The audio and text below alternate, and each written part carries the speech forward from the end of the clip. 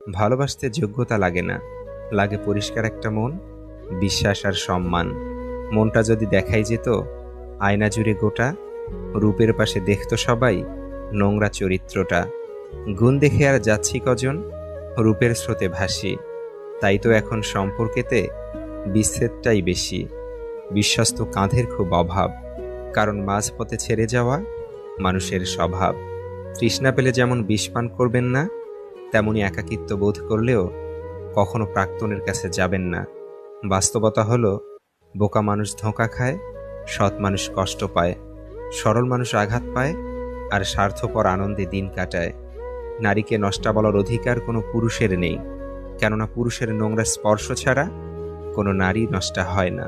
কিছু স্বপ্ন হত্যা করা শিখতে হয়, নয়তো পরবর্তীতে নিজেকে হত্যা করতে হয়। কাউকে গ্রহণ করার পূর্বে তার চোখ দুটির দিকে ভালোভাবে